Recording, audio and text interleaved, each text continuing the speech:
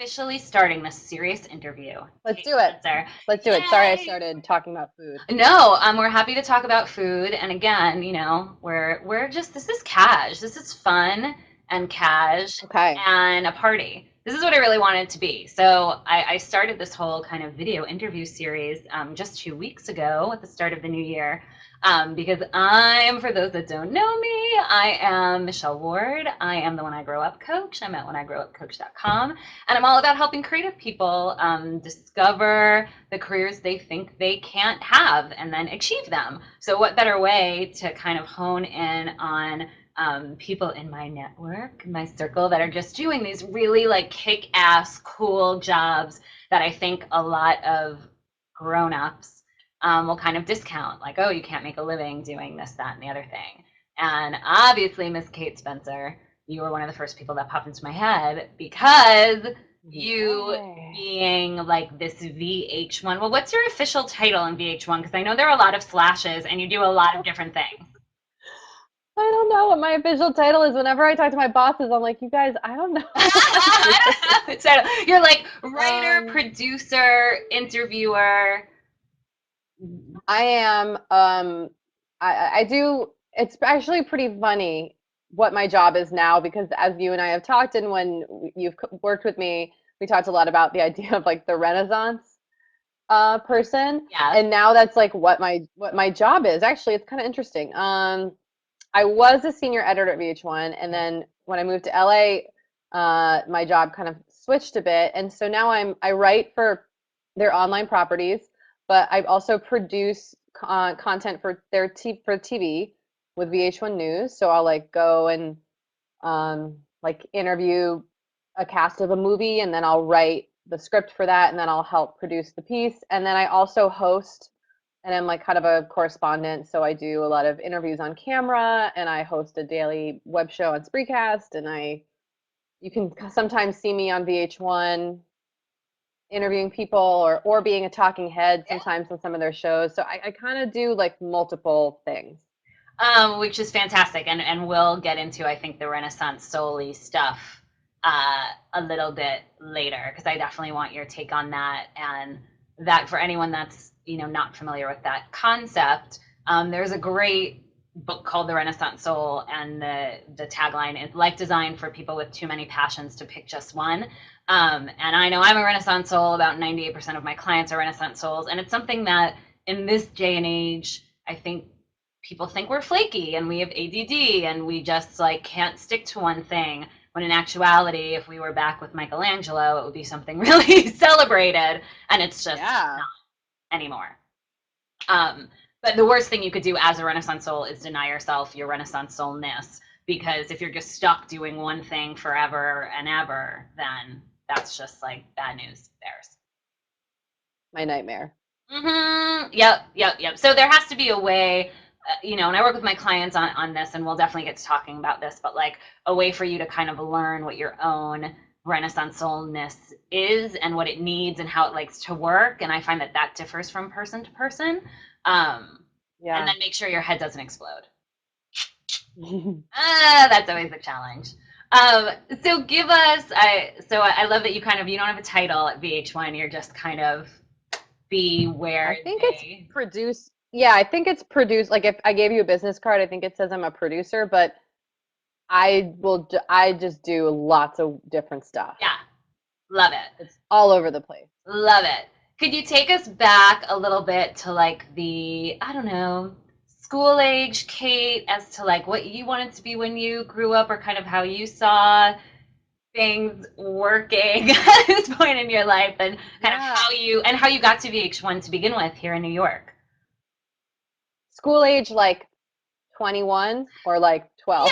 or even, I mean, however, whatever kind of far back you kind of go, like, oh, this is what I want it to be, but this is what it turned into, or this is what I aim for. You know what I mean? You know what? I don't think I ever really had a sense of what I wanted to be. I just had a sense of what I liked to do. I never like I've never like had a career goal. The only career goal I ever had, which I vividly remember, was when I was 13. I told my best friends that I would never wear a business suit, that I would never that I like They were like, you have to wear business suits like every job. And I was like, I will not work in a job where I have to wear a business suit. I don't even think I knew that like casual jobs existed. I just really felt like that really cramped my Eh, style right. in a way that I wasn't comfortable with. Um, so I don't know. I mean, I actually wrote about this on my Tumblr blog because a lot of people now will email me and ask, like, how did you get into what you do? And the answer was like a lot of trial and error and doing things that I thought I might like, and then realizing I there were certain things about it I liked, but it wasn't quite right. Like Mm, I was a women's studies major in college, and I thought maybe I wanted to do like advocacy, but then I couldn't get a job doing that. No one would hire me. And then I interned at a documentary film company, but it was starting when I first started doing improv comedy when I was 22. mm, That was the first time where I did something where I was like, oh, I've found my thing. Like I had never found my thing my whole life, really. My thing was talking and like making people, my friends laugh. That was honestly, I really never had a thing yeah. Yeah. until I did improv. So, and then from there it was like figuring out what about comedy resonated with me and what my, like how I could use what I had learned doing improv comedy to make a career out of it. Mm. To like what, like what kind of would I write for SNL? I mean, the answer obviously is no. That was wrong. Writing sketch comedy did not work for me. It's like a lot of once I found the specific thing I liked, it was then having to get more specific about Yeah.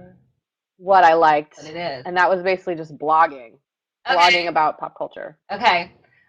It's great, and I just need to highlight the fact that your thing was talking to your friends and making them laugh, and Yeah, it's all I was good at.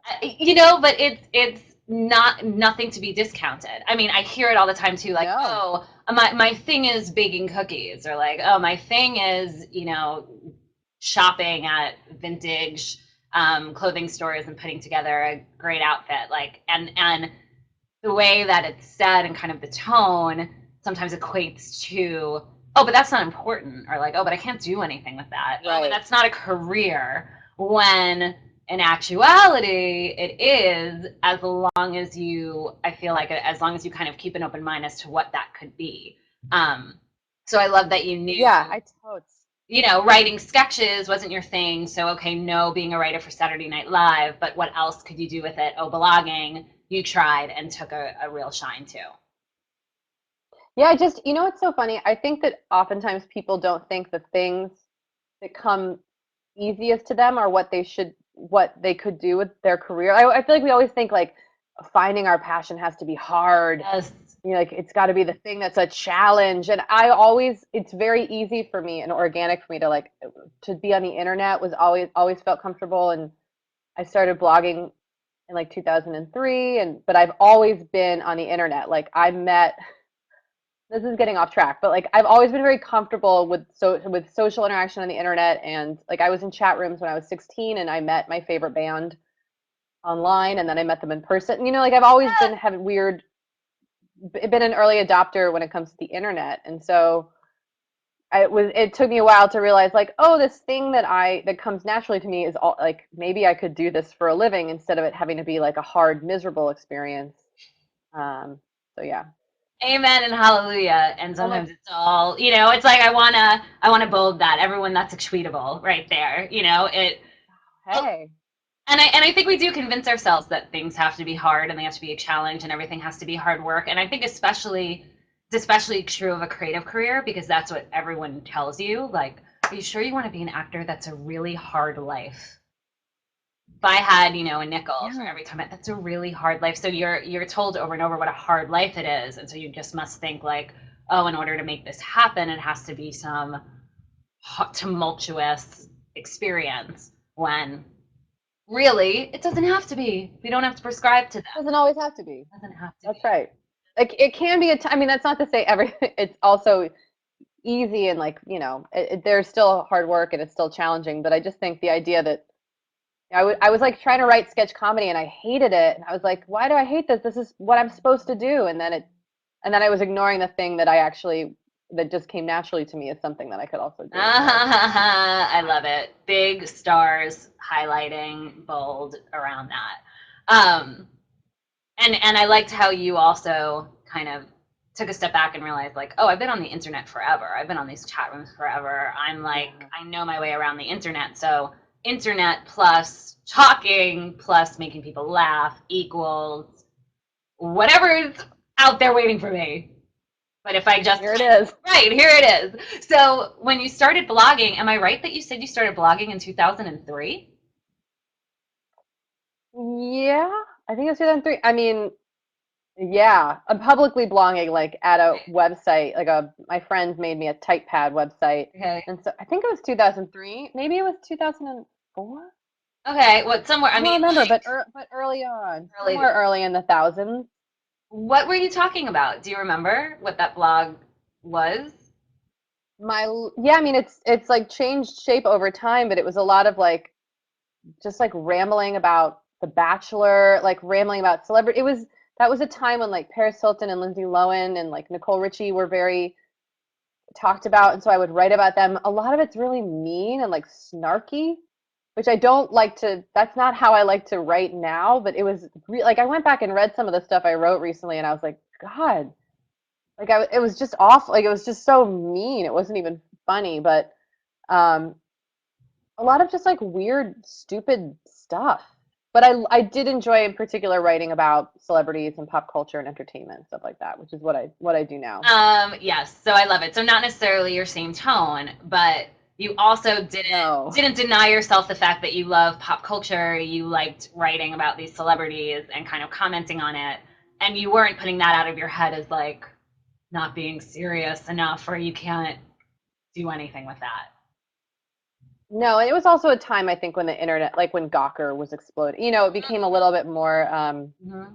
acceptable to kind of write about. Not acceptable, but more people were doing it, and it was the first time I was like, oh, there are other like there are people getting paid to do this. Yeah, Oh, yeah.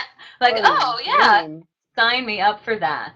Is that what you kind of hoped, like Yeah. when you started your blog? Were you kind of hoping that that's what it would lead to? Do you remember?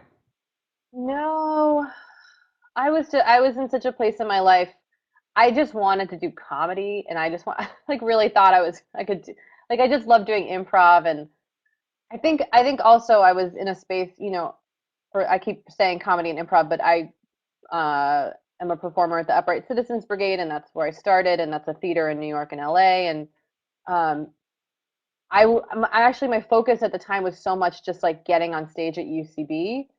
And then when I did that, it was like, now what do I do? Right. And I never quite, there wasn't a lot of, there was a, it was like if you did improv, and then once you were good at that, you started writing sketch comedy, and you got good at that, and then you like auditioned for commercials, Mm-hmm. and then you tried to get on TV or write for TV. There was no like people doing anything else, so I didn't really know that. It took me a long time to be like, oh, I can do comedy on the internet Right. as a writer. Like I didn't ever feel like that was like a legit way of doing comedy, or so that was more my focus. I don't know if I answered your Yeah, question. no, I you might have did. just I mean, rambled. it sounds like then the blog was just more of like an outlet and a more and for you Totally. creatively, artistically, but then also to kind of keep discovering what your thing is. Um, Yeah. or maybe a different way to say it is like, well, you knew what your thing was, and now you were trying to kind of explore what could you do with it. I think it took me a long time to know. I think I really had no, I think my whole life I've kind of felt like, oh, here's what I should do. And I've, like this is what everyone does. And then it took me a long time to realize like what everyone does doesn't necessarily work for me, or have to be what I do to still be a success. You know what I mean? But it was hard for me to understand that for a very long time. My God, that's another big, big, big tweetable. And Is it's so, it? Oh, oh my good. Good. God. Because I think that, again, the person that says, well, I'm really good at baking cookies, sometimes only thinks, well, unless I want to have a shop and sell my cookies and there's nothing else I could do with it. Yeah. Because that's what I've seen and that's been the story and but if you kind of start looking at, okay, well, this is what other people have done with it, but it doesn't mean that's what I have to do with it. What else could I do with my cookie baking? Then it could kind of go to other places. Yeah. As opposed to just this is what people do who bake cookies. I have to do that. But whatever parts of that don't appeal to me. Like, oh, I'm just gonna have to suck it up and live with it. Like, no, you could probably find another way to do it. It's not didn't end up being a great example, but hopefully the message was there. No, I know what you mean. I totally agree with that. Um, and before we go on, I just want to encourage everyone to submit questions. We are totally on a platform like this as opposed to just Kate and I meeting on Skype and talking to each other because we want to have the interaction. We want to answer your questions. So I think there's a little button that says submit question. So if you have one, please click on that button and submit your question, and we'll see it and we'll answer it. Hooray! And feel free to tweet and share and chat, like all these little tabs up here. Oh my gosh, Spreecast is just like the bomb. Do people still say the bomb anymore, Pretty Kate? great. It's pretty great. You can say whatever you want. Thank you. I will. It is amazeballs. That's just my go-to. That's what There we go. I See? say. So tell us how you found VH1 or they found you. How did the blogging and the writing and stuff lead, and the UCB stuff lead to getting hired by VH1? Sure. I let's see. I like I said, I had a very unconventional career path, Mm. and I was freelancing as a production assistant at an events company, and still like blogging in my personal life. And oh no, here's what happened. Mm. Hold on. When I was 25, I quit my day job and did not have a good plan in mind. I did not have enough money saved. I mean, it was like not the best idea, but I quit my day job and I interned at Metro newspaper, like the free newspapers you get on the subway, Yes. and with their entertainment editorial entertainment department. And um, and so that is how I first started getting like I was working there for free, and I was very insecure because I felt I was like the same age as everyone who was like editors there, but I was an intern, and I remember feeling very I'm shy, and I felt really weird about it, but it was still good. It was everyone should do that. I just Yeah. am admitting that it was scary. Yeah. Um, but that's how I started getting like writing clips, like professional writing clips and like professional experience, and then I during that time started like freelance writing for College Humor, which is a website, or New York Magazine's Vulture blog. Um, and I had quit my job and I was living at home because my mom was sick. So I was kind of like, I was just kind of freelance. I was just writing and making no money, like making like $50 a blog post or something. Um, and I had applied to grad school and gotten into grad school. And then I found my job listing for the job I got at VH1, I just found on Craigslist. Shut I was looking up. at Craigslist. Yeah, no one ever, you know why? And I don't even think VH1, I think it's because my boss at the time, who is like a dear friend and a mentor and who I love, I think he just posted it on Craigslist. Like, I think it was on MTV, like the MTV network. I don't know, but I found it. I don't even know why I was looking for jobs on Craigslist and not Media Bistro or Right, something, but right, right. I found it on Craigslist, and that's how I got my job. And no one ever believes me when I tell, or when people like trash Craigslist, I'm like, you know what? I got my job on Craigslist. And yeah, and it was terrifying. Like it was a Yeah. long process, but it was for a blogging position for the what was called the VH1 blog at the time. And I remember thinking like, if I could just get this job, my life would be perfect because it was at a Mm. very like dark time in my life too when I was like I just needed something. Right, um right. but if I hadn't done that, I would have probably gone to I was on the verge of going to grad school for creative writing. Ah, I okay. never went. And Yeah, once that job didn't do happened, you it. realized you didn't want to do that anymore. That's not what you needed. Yeah, once I got that job, I was kind of like I should focus only on this job, and it was a low residency writing program, which is very cool if you're not familiar with low residency graduate programs. Like you do your work from home and it's all done remotely, and then like once or twice a year you go to the school for 2 weeks at a time. It's an interesting alternative to, it's for like working people who can't give all of their life to a grad program. So, but I didn't do it. I just decided to do my job at VH1, and I figured that would be enough in terms of like professional experience Yeah. and And when was this? everything. Yeah. When did you start at VH1? 2000, 2007. I've been there for almost, oh my God, 6 years. Wait, I Yeah, think yeah, so. yeah, yeah, 6 years. yeah, yeah, I've been there a really long time. yeah. Yeah, I've been there forever. So don't discount Craigslist. I feel like that's a big takeaway. No, well, yeah, or it's like you just never know where you're gonna Right. find. It's so hard to find a job, and it's so scary. And I do think like personal. I think personal connections helped me a lot in terms of like um the for internship I got writing. I had emailed a woman that worked at that place that I knew through comedy, and she was like, "Hey, yeah, we need an intern. Do you want it?" And I was like, "Sure." And so that's how I got that. Or I had someone introduce me to the people at College Humor. Like I had someone kind of make a connection. So it was like in the moments where I really needed. I'm not like big on calling in favors and that sort of thing, but I think you should never be afraid to ask for help. And if and use and people like to help each other, and I think creative people all understand how crappy it is trying to get jobs and get work. So Mhm. like anytime anyone emails me or my old interns email me, I would love to help them get jobs. So I think Uh, that was the best way I kind of made connections, was asking people. it's a really, really, really good, nice, kind reminder. Because I hear that too from people who get jobs in this recession, and I hear of it all the time. People are getting jobs all the time, and I would say about Yeah, 80% of the time it's coming from connections. But sometimes it's very hard. We kind of have our own tape running in our head that like, oh, I'm going to be bothering this person or not. Oh, it's going to be, an inconvenience for them, and they're not getting anything out of it.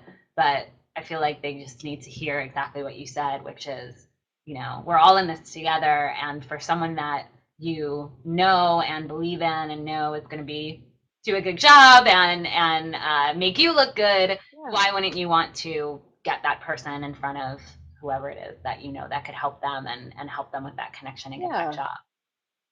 Fabulous, fabulous. Um, Oh yeah. I'm gonna take. We have a question from Jennifer. I'm gonna try to put this on the screen. Ooh, I love this. Did you get any slack from people from your career path, and if so, how did you ignore it? Um, no, I mean, my parents were really supportive, Mm-hmm. especially as I like, there were definitely moments where they helped me, like, you know, I had credit card debt and they helped me pay it, and then I paid them back so I didn't have to accrue the interest. Like Mm-hmm. they did stuff like that for me that saved my butt. I mean, I still had to pay them, Right, I still had to pay them all right, back, but it right. was better than like, paying your credit card minimum stuff, and so no, no. I mean, my parents totally were very supportive, and I think my mom especially. I think they both always got that I was like not normal, but like I wasn't gonna like decide when I was 18 that I was going to medical school and then Mm, be pre-med and then go to medical school. I just was never that person. I actually like struggled a lot to find what I liked and what I was good, what I enjoyed. So I think they had a good sense of who I was in that way, and they've always been really supportive. Like they were always really my whole family has always been very excited about what I do and mm, makes an effort to understand it and is into it. But I do remember when I quit my job at this marketing company to go take that internship at Metro. I do mm, remember like one of the bosses that I had was like, what are you doing? Like we could have just tried. It was a creative company, but it was not creative enough for me. They did like it's an amazing company, and everyone who works there was amazing. But I did not. I felt like it was too corporate for me, and I knew in my heart like it wasn't truly what I wanted to be doing. mm.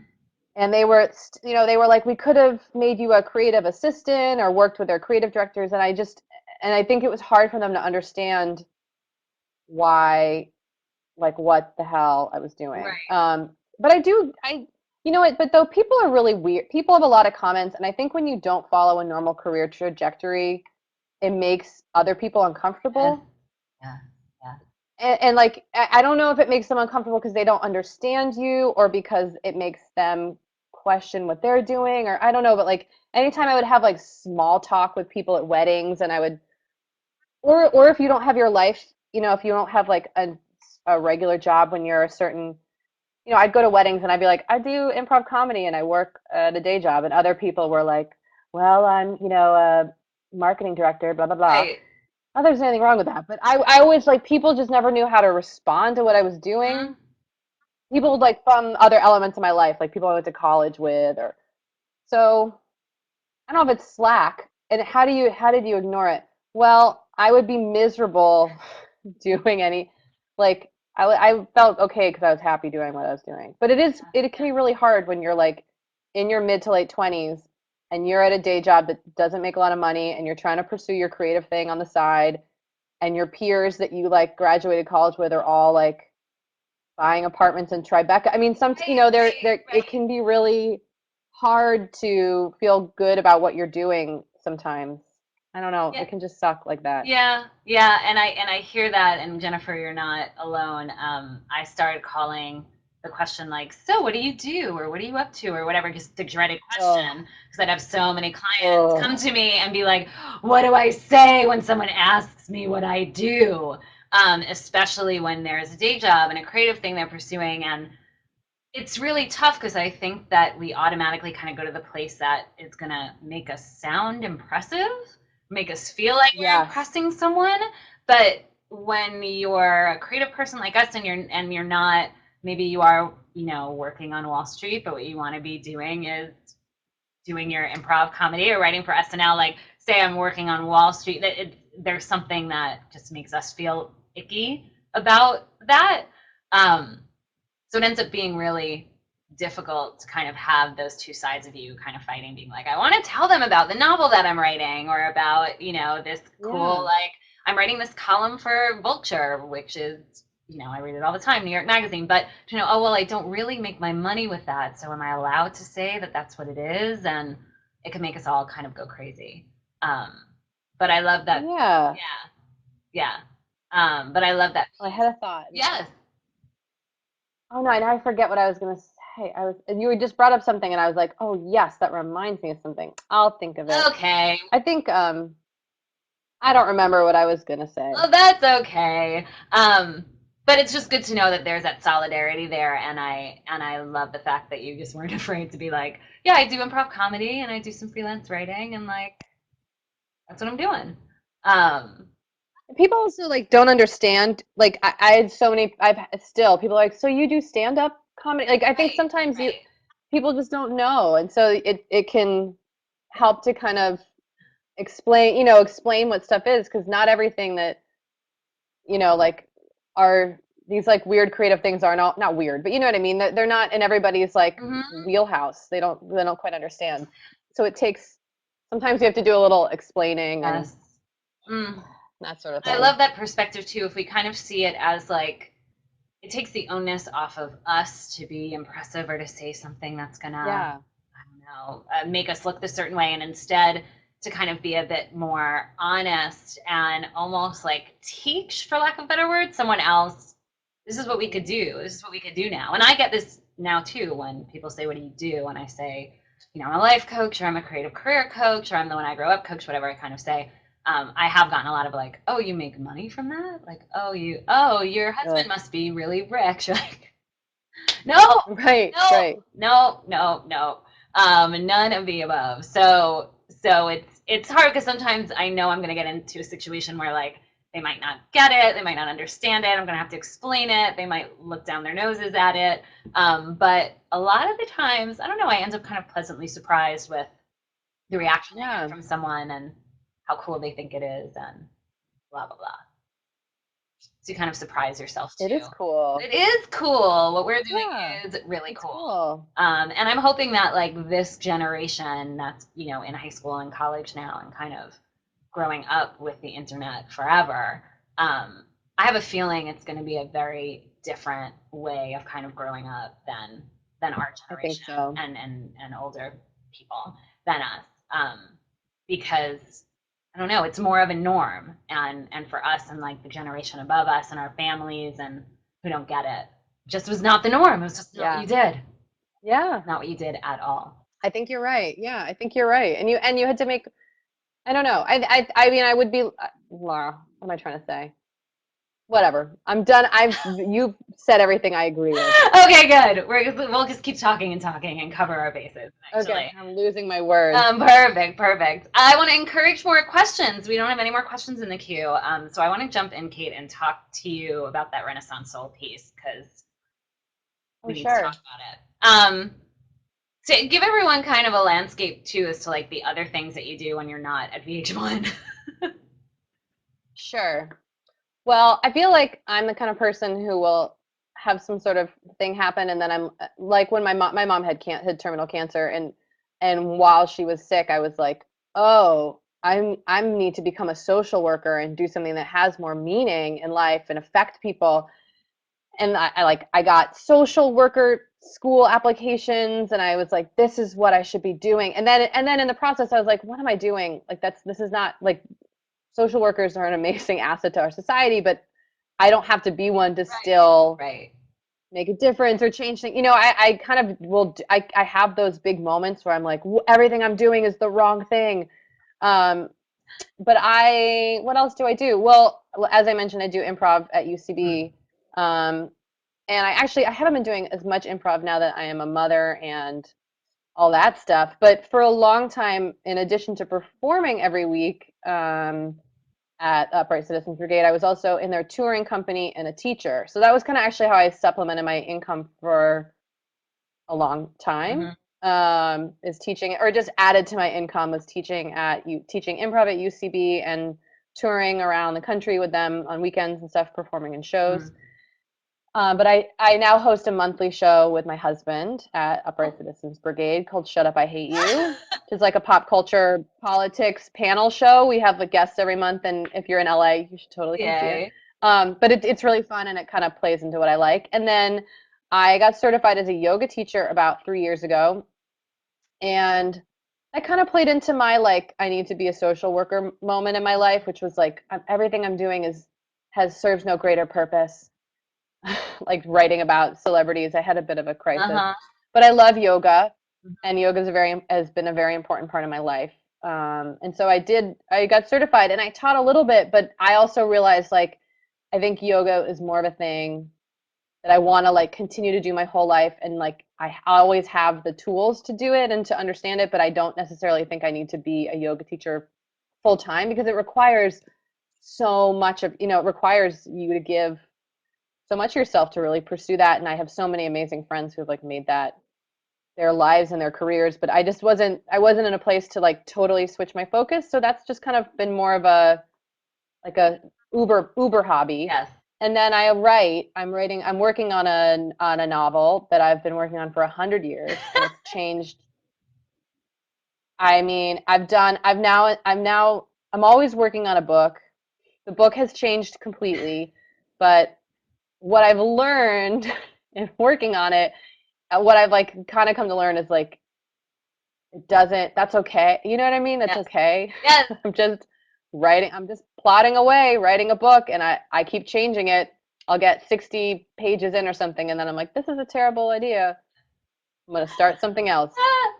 So that's just what I do. No one sees the book, but I would like to finish a manuscript and revise it and try to get query an agent and do that process. It's something that's kind of where I would like my life to go in some respects, to be writing more. Fabulous. I'm taking away two things from that. And I think the first thing is when there's something in your life that um, you feel like really resonates with you, and you feel it sounds like yoga was like another thing of yours. Yoga is kind of your thing.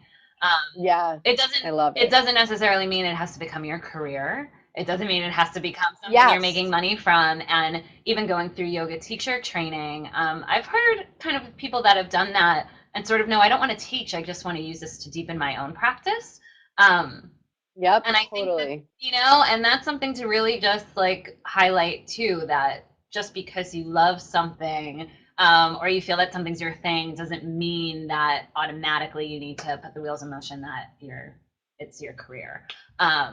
Or it's something that you have to Yeah, no, and it was something I did. I subbed classes for a while, but it would like, it was so, every time I would get a class to sub, it would like give me a panic attack, and I would like prepare for like for 2 weeks, and it was so like it was so emotionally exhausting that it took away the enjoyment of Yeah. doing yoga. So I was like, I would just rather be a yoga student. I don't need to be the teacher for this one. Fabulous. And I think I talk to my clients all the time about experimenting, and I try to kind of practice what I preach and view certain things that I do as like, well, it's an experiment. So if you have an idea that maybe you want to be a yoga teacher because you love yoga for your career, maybe there's a way you kind of experiment with teaching to see, oh my God, do you have these panic attacks? Because if it happens pretty Yeah. Oh my God. regularly, it's probably not the avenue that you want to be going down, but maybe there's a different way that you want to practice yoga or teach yoga as opposed to getting up in front of a class or whatever it kind of looks at for you. Totally. Hmm. And then with the I writing, love the that. other thing I'm taking away, you reminded me a lot of Stephen Pressfield's book, The War of Art. Have you read it? We talked about it. No. Oh, you have I'm to gonna write it write down. it down. It'll take you like 2 hours. It's a really quick book. I am remiss to say that I've not read his sequel called Turning Pro, which I hear is fantastic. I haven't read it yet. But basically, The War of Art, it's such a kick in the pants. But the whole thing is, in order to, your main goal for your creative work is just to show up and do your work. So if Yes. you show up and do every day, that's your job. That's it. And if you show up and do your work, you could write 60 pages one day, and the next day you come back, you look at those 60 pages and you throw them in the trash. You've still done your work, and you're going to get closer to that book and I that like thing. that. And then it's not about, even if you end up writing for a month and you throw everything in the garbage, it's better for you, quote unquote, than not writing at all for that month. I mean, aren't you like still? I love that. So it's a great book, and but that's like really kind of the overarching theme of that. So I love hearing you say like, oh, you know what? But I'm writing. But I'm writing. You're writing. I am, and I have like less self-hatred in the process, which is I feel a big like honestly a big that's the hardest part is Mhm. like the loathing and as you say vampires that get in your head, but like I'm full of those and I don't have a lot of it's very weird. Some things I have a lot of confidence about and other things I have no Mhm. zero self-esteem when it comes to tackling them. And so just making yourself right and not or do whatever it is. Right. Um, and just doing even just like I'll it's kind of the point where if I just type a word, then I'm like, okay, I've had to set my goals so low because I would be like, well, I've got to write 1,000 Right. words or I've got to write for an hour. And then I would be like, oh, this is daunting. And I wouldn't even do it. So if I just open the document and look at it for a day, that's all I still consider that doing something because otherwise I'm too hard on myself and Yes. I Ugh. set myself up for failure. You know what I mean? Yes, so like I'm hearing, it's baby steps and it's being nice to yourself and it's not sometimes we kind of trick ourselves that like, oh, it's only an hour a day. Like an hour a day is a lot of time. So Well, then when push comes to shove, we're like, we don't have an hour. We have, my baby only naps for 30 minutes and then it's like we have other stuff going on. yep. So I love that you kind of give yourself a break and say, no, you know what? You know what a win for me today is to open the document and look at it and Yes. see where it goes from there. It kind of reminds me too of just, I think there's like a name to this, but when you're exercising, like there's more, your chances of actually exercising by like putting your sneakers on. Um, Wait, Yes. sorry, I'm not saying this right. If the intention is like to exercise, you're probably not getting out the door. But if your intention is to put your sneakers on, well, now you have your sneakers on and you're probably going for a run. But if the intention is Yes. just put your sneakers on, then you could give yourself the excuse to take them off and go back to bed. But that's probably not going to happen because you're already dressed. You're ready to go. That's what I'm No, hearing. that is like really good advice that they give you. Like if you're exercise, I've trained for a couple of half marathons, and like a lot of it is just like you get dressed and you sit there for 30 minutes, but like you're in that outfit, and then you will eventually go do your run or whatever it is. But Right. that's what it. That's you're right. That is what it is. It's like just getting ready for it Mm-hmm. sometimes gets you there. I do that sometimes. I have a yoga class at noon, and I'll just wake up and I'll put on my yoga clothes at 8 o'clock in the morning because I'm like, I won't at Oh, so 11:30 good. change my clothes and whatever. But so something similar.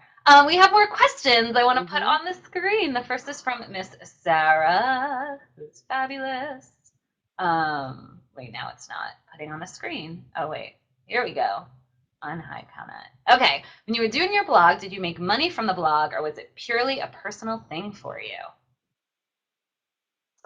Sarah, I have never made money from my own blog. I wouldn't even know how. Ah! Like I've tried, I wouldn't even I never did, and I've never made money doing any performing at the Upright Citizens Brigade except from teaching and being in their touring company. But when you perform in a show, you aren't paid. Um, so Mm, no, it was personal, but I think one thing I've like now that I'm have a little bit of experience under my belt, and I end up talking to like a lot of people who are graduating from college or like I said, interns I work with, is like if you want to write about pop culture, this is specific to my what I do, but I'm like then just go onto Tumblr or WordPress or whatever, start a blog and do it. Just get in the habit of doing it whether or not you're paid or mm, not. And God, that's such like I mean, that's hard advice because obviously you have to like pay your bills and take care of your family. You know what I mean? It's hard. It was easier for me to do that when I was 22 and now I'm 10 years older, so it's less easy, but yeah, it was personal. But there's always been this idea, and I guess it's just because I've grown up now in like the world of comedy where it's all people like you have to do the work and you have to do the work unpaid in order to then get hired to do the work, mhm. which sucks and is like counterintuitive to I feel like what we're told as children. Um, but it's like, I knew for a long time I wanted to be a writer, and then my husband, who is a very focused, like he's the opposite of me. I'm kind of all over the place. But he's like, you talk about how much you want to write, but you haven't written anything. And I was like, oh, you're right. So yeah, I don't know if I'm answering your question, but no, I didn't make money from blogging, but I've made like amazing connections, and I feel like a lot of the contacts I make, just even like other creative people, are all either from my blog, which started, it's been on various platforms, but I've been on Tumblr for like 5 years, and I love Tumblr and Mm, Twitter. Um, and I've recommended people for jobs like just based on Twitter and stuff. So I'm not saying everyone needs to do social media, but I think that the things you do for free because you enjoy doing them, and I think you have to love doing right, it. right. Don't keep a blog if it makes you miserable, but the things you doing things for no money can will give you experience and exposure and can lead you to then being able to do what you love and make money doing it, Mhm. which I think is the dream, but it doesn't always, you may never make money doing it, which is Yeah, hard. It's a hard, that's a conundrum I always like struggle with. It's yeah, hard. yeah. And I have to ask, and I think this might feel like it's a trap question, or like I expect you to answer a certain way, and I don't at all. I'd love for you to answer Okay. honestly. Like Trap me. your blog. Do you feel that without the blog, you wouldn't have gotten the freelance writing gigs, and you wouldn't have gotten the work at VH1? 100%. I think it's been two things for me. Yes, I mean definitely 100%, and then meeting people that like every and I keep bringing up this blog post because I recently like wrote a crazy like 2,000 word answer to someone who was like, "How did you get your job?" Because it's like a 7 year No, it's a process. But gorgeous I'm post. If anyone like, oh, you're so nice. no, I know exactly what post you're talking about. I shared it everywhere. It was Oh, fantastic. How could people find it on your blog? Is there like a search function they let me find it. Let me look up. I don't know. Why do I sound like such a dimwit for someone who works on the internet? can? I was You like, oh, don't I don't know how you can sound find like a me. dimwit at all. I know Tumblr is a little different, so I didn't know if there's like a search function that I don't know. We could go on your blog and then type something I and think Tumblr's like a little harder to kind of like just find things really yeah, fast. So yeah. I'm just gonna see if I can. Okay, so I'm gonna just see if I can pull it up right now and see if I can find it. And why don't I see it? Oh well. that's Here we okay. go. I found it. Oh, good. If you could copy the URL into the chat, I highly, highly, highly, highly, highly recommend. anyone that is interested in That hearing is so more nice of about you. Kate's story. Well, it's just, I'm a sucker for things that are honest, and I'm a sucker for things that also kind of have Mhm. like the happy, optimistic ending, and this is both. And I think it drives home the fact too that I don't want to say you have to pay your dues because that could be such kind of an icky way of looking at things, but um, things don't Yes. happen overnight, and you need to take time. And I feel like from what I'm hearing now, from what I'm getting from you, especially with in relation to your blog, and you've been blogging for something like 8 or 9 or 10 years, and it hasn't made you a Yeah. profit, but yet it's this is another icky way to say it. You've built your platform, and without your blog, and without your tweets, you wouldn't have gotten the work that is so aligned to what you love doing because they wouldn't Yeah. have known about you and you wouldn't have any proof that this is what you could do and what you love. And I mean, Exactly. those days are kind of over of just sending a resume, especially for creative career, just like sending a resume or applying for something and not having anything to back it up as proof Yeah. online, really. And I went to college like like nowhere in college was there like blogging. I'm sure now it's different, but like I had to just make up my own experience because I didn't there it wasn't like I could get it anywhere else really. So I was what I was going to say is that so yes, to answer your question, it was doing my own creative work Yeah. helped me be able to say like, hey, I want to write about pop culture and entertainment. Here's what I write about on my personal blog, and I recap The Bachelor every week like a maniac and stuff like that. And then also, I mean, I give a lot of credit to the Upright Citizens Brigade whenever I talk about my career, but I've met so many dynamic people there who have like helped me. Like the guy who was the editor of Vulture was a friend of mine who I met doing improv who knew I loved pop culture stuff, or like randomly I'll get a call and it'll be like, so and so just recommended you for this writing thing. Is this something, that happens to me not all every day, but a few times a year. And it's all through people I've met through UCB. And so I'm not saying everyone has to go do improv, but I think my point when I was writing that was like find a Mm. community, because I think that's where someone will eventually need somebody who has your weird, interesting skill set, and they'll call you. So that was really meeting people who also were interested in the same thing and kind of got me. Having that Yes. community it's just been huge. Also, that's where I met my husband. So there you go. Adorable, adorable. That's fantastic advice, I think. And again, goes to show that like things take time and you need to kind of build things. But without that blog, they might have known you, Kate, love pop culture, and still have recommended you Right. for things, but it's very different than when something's really out there and you're active and you're known. I mean, whenever I see Twilight anything, I think of you because I Oh know that God. you're like No. I love it. I love it. And then the fact that like Uh, I see your interview with Kristen Stewart and I'm just like, oh my God, she must have been so excited. Like I was. if anyone came to me and said, oh, I need someone to write an article about 30-year-old women who love Twilight, I'd obviously be like, go to Kate Spencer, and but it would be very different if you didn't have your blog and your site than if I was just recommending you, you know. Yeah. I really also everyone should know that I really love Twilight. So embarrassed. I was Not like, I probably embarrassed. need to talk about new stuff. Not embarrassing, but I was like, I'm gonna pigeonhole myself as just the crazy woman on the internet who really feels strongly about. I don't even know if I like Twilight. I don't even own any of the movies. It's not even I like Twilight. I like more like the fandom of Twilight at this point. I don't Love know. it. But I wouldn't be nowhere without Twilight. Twilight has really helped my I whole love writing it. So career. again, like you guys, if you think, how could Twilight get me a job? Like, how could I know that Sarah, who just asked that question, like is obsessed with Doctor Who and wants to write all about Doctor Who. Sarah, start writing about Doctor Who. Oh my God, Sarah, you have to write about Doctor Who. Doctor Who is such an amazing fandom. Yeah. I'm obsessed with fandoms, and Doctor Who has such a strong internet world. Like, if there's something you love, be the expert on it.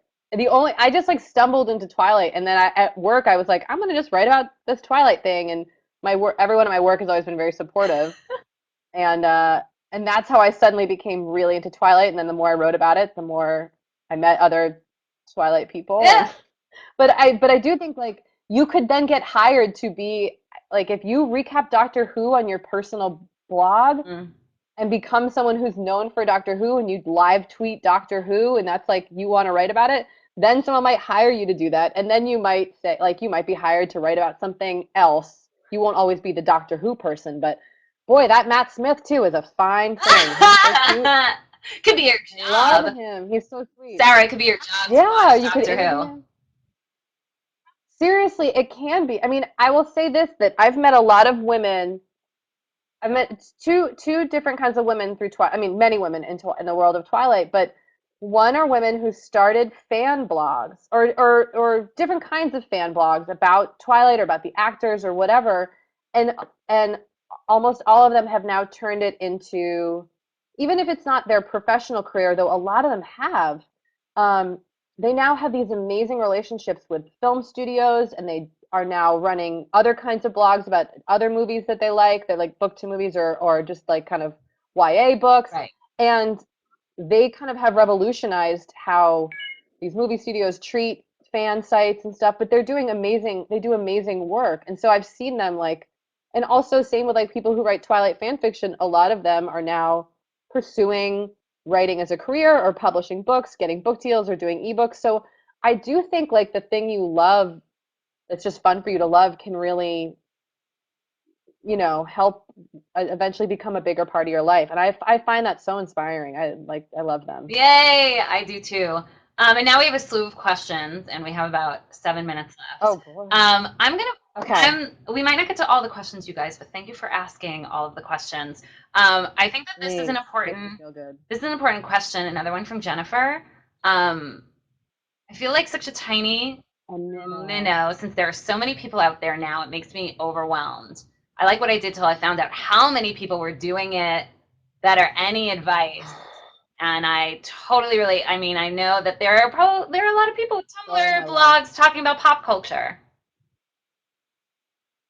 Jennifer, I feel this way every day, and I'm also like, why? Like, please. I think everyone feels that way. You just have to ignore. I think the great advice that I've gotten that is hard for me to stick to, but I try to remember it is that everyone is different. Like everyone still is offering something different. No one's necessarily doing what you do better. They're doing it differently, Hmm. and that's fine. And you're doing it differently from them, and you might be better suited for one thing, and someone might be better suited for another.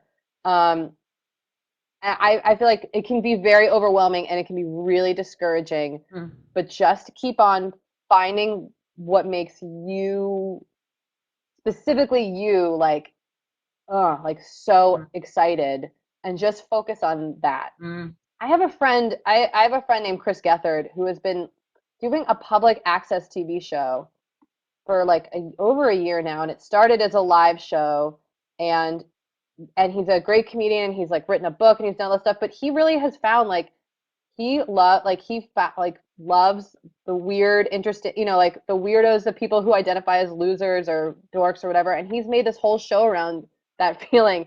And it's this huge thing, and he has a big following. I don't know, maybe he's a weird example, No, but it's perfect. he's a great. I mean, he also is a great. I just think if you can shut that out because that's never going to go away. There's always going to be people doing things, and there are going to be people who do stuff better than you. Let me tell you guys, I often compare myself to my husband's ex-girlfriend, who's a crazy successful writer. I was just reading about her online today. It's like she's having like an insane success, and I was like, oh God, she's so good at what she does, and I can't even write a novel. It's like, but who cares? Just It, focus on what you do that you enjoy. it's hard, and I'm just They're glad. always going to be there. I'm so glad to have you say that out loud and acknowledge it. And yes, it's always going to be there. But the problem is when you let it stop you from doing what is your thing that you Yeah. love to be doing. So I kind of say all the time, like, Google, if you go on Google and Google creative career coach right now, you will see pages upon pages of things pop up. Thankfully, I think I'm first in that list. But Yeah. you'll see, like, within the first 2 pages, a dozen different people who call themselves creative career coach. So I could say, well, other people are creative career coaches. Why did oh, and this person has a really professional website, and this person has been doing it for 10 years, and this person, and if I let that, if I would have internalized that, then no way, I wouldn't be here. This No wouldn't have way. happened. But instead, I think you kind of have to, and I think my tumultuous acting background kind of let me um, let me kind of live this example and learn this lesson in a way that it just really sunk in after many years. That it was like, you know what? But those other creative career coaches might not be the creative career coach that someone specific needs. And I'm the right creative career coach for them. Totally. And if you look at all of those websites, you could do this as an exercise. If you look at all those websites side by side, you'll see right away the difference between me and Dallas Travers and Laura Sims. And not to say, I will not say that one is better than the other. It's just different and it's just preference. And there are going to be Yep. people that are attracted to me, and there are going to be people that are attracted to someone like way more button down, and that's fantastic. So it's kind of just remembering that and embracing that as best you can, and not letting that stop you, because that's what it's so sad. Yeah, and I think like Jennifer, there are 8 million people who write about pop culture who are such better writers than me. I love them. I like follow them on Twitter and worship them all. But like I'm also good at some stuff that they might not be good at. You know what I mean? Mm, Like you're good at things that they aren't good at. yes, Know that. yes, yes. Big tweetable. Big tweetable. Just tweet. I love it. I love it. Okay, and before, because we need to wrap it up, and I part of the reason I started this series is to talk a little bit about money, because I feel like Sure. these interviews are great, and I love kind of saying, look at what everyone's doing, but I just want to bring the point home that like these careers, these dream careers that we all think are out of reach, aren't things that people are doing for not any money. So without putting any pressure on you, Kate, to disclose anything that you're not comfortable disclosing, could you just talk about, I don't know, the fact that you don't live in a cardboard box, and what kind of support and stability your job at VH1 gives you, and the writing and the other stuff that you do? Yeah. God bless VH1. They pay me money. No, I think gosh, I mean, I don't know. I am definitely able to like pay my bills and buy shoe. Like I like nice things Yeah. too, and I'm like a buy too many things. Yeah. I'm looking like that's like you can't see, luckily, but I enjoy being able to spend money. Not that I have a ton of it in any way, but I guess yeah. I mean, VH1 was the first full-time job I had where I got to creatively like it was the first job where I was like, I love what I'm doing and I'm being paid to do Yeah. it enough to live, Yeah. enough to like, pay my rent and maybe buy a bag that I want once a year.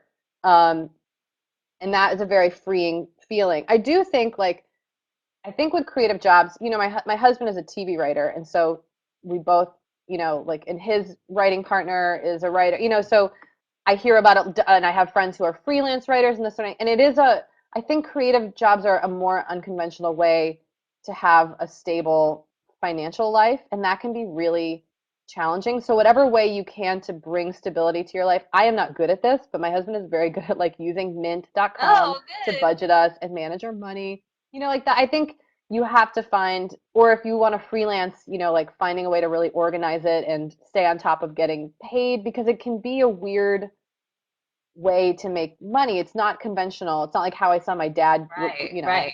go to work every day, the same job for 30 years. So, um, I guess I don't quite know how to answer your question, but I also think one thing that's been important though is getting a lot of experience for little money Mhm.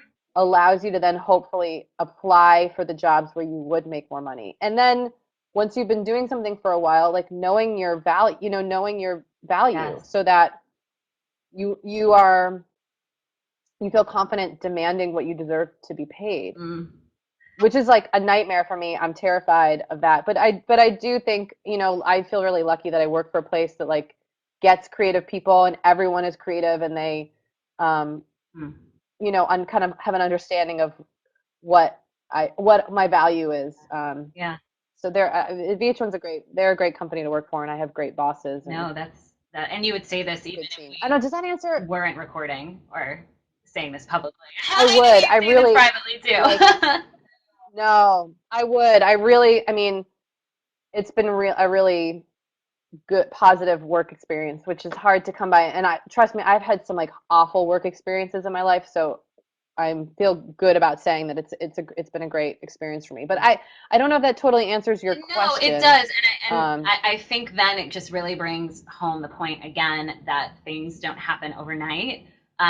You kind of have to have yeah. trust and faith that the blog that you're writing, which doesn't make you money, will get you hopefully some opportunities to write, which might get you $50 a post or $25 a post. I know I wrote something for Hmm. Yahoo last year, and I didn't do it for the money, but I think I got $40 for it. I was like, yeah, but thankfully it wasn't this big thing, stream of income or whatever for me. Um, but that, that'll then go into something else and that'll go into something else. And you could have probably have decided to stay freelance and just kind of take those gigs if you didn't want Yeah. more of that, full-time permanent job, if that wasn't VH1 ended up not being the right environment for you. And I think that's a big piece too, from what I'm hearing from our chat today, is that environment Yeah. And and people need to yes, play a pretty big part of things too.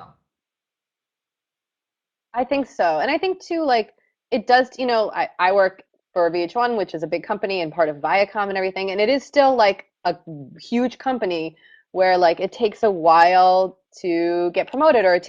like sometimes it depends on what you're doing. If you're freelance, you're kind of making that own stuff for yourself. So I think being patient or like, if you feel like you're not being compensated enough, Right. like having the confidence in yourself to be like, well, it's time for me to go somewhere else and move on and get that somewhere else. I do think you have to really like know, like really trust that you're worth Yeah. what you want to be. And also, I mean, creative people I think are more and more of an asset, and there is a realization that that's more and more of an asset these days for companies, and It's true. it's hard. It's hard making money no matter what. It Yeah, is, it is, but again, seriously. if you give yourself stuff, because it sounds like too you created a lot of your own opportunities. So Yeah. it's the onus is on us to kind of not wait for the phone to ring, but to write our blogs, to be consistent, to look in Craigslist, to talk to our people, to tell them we're doing this. It's all really, really scary things, but that's what you're doing to build your platform, for lack of a better way of saying it, and kind of getting there, which then leads to the work, which then leads to the money. And spoken like a true life coach, knowing yourself enough to know your priorities and what you need for yourself and your family Well, financially, yes. and making sure, I mean, for me, I sat as an executive assistant for a financial consulting company, which I was not doing for the fun, for 2 years and 7 months while I built up my business enough to a point where I went, okay, I could leave. I'll set myself up enough that this could happen. So I'm hearing all of Yeah, that. you really did like you did such a good job. I've like read your whole post on that. I think you wrote one recently about it. I But like it's true. Like you have to kind of give yourself you had a plan and like you were like, I'm gonna work at this job I don't care about to then be able to do what I do care about. And you like really like looked on the horizon and what you would need. And I will say too, like I don't live in a big house. I live in a two-bedroom apartment in a, like in a tiny building in LA. Like it's like sometimes I think you also have to compromise the material, financial stuff right. in order to do what you really enjoy. Yes. Like I would so much rather be living in this tiny two-bedroom apartment than being in a big house and hating my Yes. daily day-to-day. Yes, yes, yes, So, yes. Again, spoken like a true life coach. So it really is about figuring out, like, not what the Joneses are doing or not what anyone else is doing, or just really figuring out for you what are the sacrifices you want to make. And not to say that because I stayed at my job for almost 3 years that everyone should stay at their job for almost 3 years. I've had people, right, I've had right. people make the leap a lot sooner. I've had people make the leap a lot later. And it's all about your own comfort level and your own priorities. So I think this is a wonderful note to end on. Thank everyone so much Thank for you. being here. Check out katespencer.tumblr.com, right? Yeah, or I'm Kate Spencer on Twitter. That's kind of where I hang, one of those two Are spots. you what one of the top 40 funny women on Twitter according to Huffington Post? Is that what it is? Yeah. Yeah, I got that. Huffington Post has been really nice and, and talking about me on Twitter. I got like one of the funniest tweets of 2012 by women or something. I It don't was something. know. Sometimes my tweets are They funny. are. Sometimes my tweets are really dumb. Love So, and sometimes I tweet too much and about it. Kristen Stewart. So apologies in But advance. we know it and you own it and we expect it and we wouldn't expect anything else. Um, I just own yeah. it. I have to own it. So thank you so much, Kate, and thank you guys who joined us live, and thank you anyone who's listening or watching the recording. You can find me at whenigrowupcoach.com, and if you go to whenigrowupcoach.com/GUG, you'll see our line up for I don't know the next I think like 4 shows. We'll be talking to Laura Neff Awesome. next, but she's behind nourishcharlotte.com. And so I love it. exciting. Thank you again, lady, so much. This has been a blast, and I really appreciate it. Oh my God. It's really fun to get to talk about myself. So anytime. So I love I it. love it. I love it. No, but Thank thank you. you. I love hearing. You're a genius. I think you are the best ever. So I'm so glad to talk to you. And I would be remiss not to mention the influence you've had on my life Oh, and feeling better about myself and my career. So okay. you are a Okay, goddess. hugs. Cross Seriously. country hugs. Um, Come back to Ah, New York soon. Go have babies. I will try. And I'll go have talk to you babies. soon. Come back. Thank you Bye. so much for having me, Thank you, Kate, Michelle. and thank you, everyone. Bye, Bye. everyone. Thank you. Yes, thank you. Bye.